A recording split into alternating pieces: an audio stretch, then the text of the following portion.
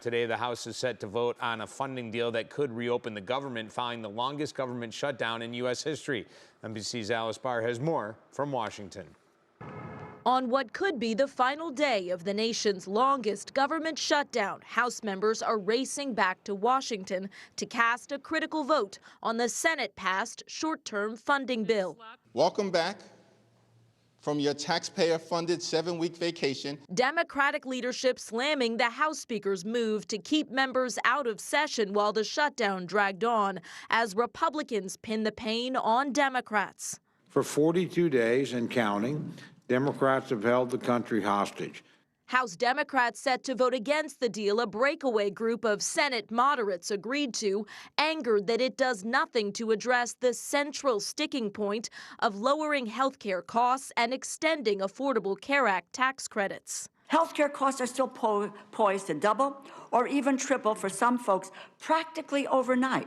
With a newly elected Democrat being sworn in today, House Republicans can only afford to lose 2 votes. It is expected to pass and secure President Trump's signature. We're opening up our country.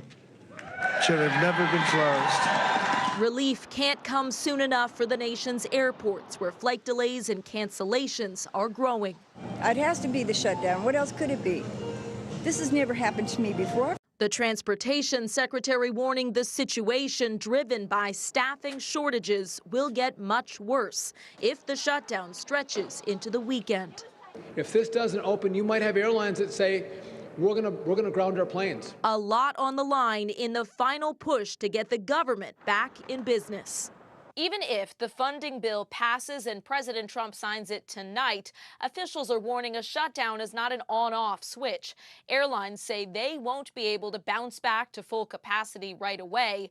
Delays also likely for the 40 million Americans waiting for full SNAP food assistance benefits. In Washington, Alice Barr, NBC News.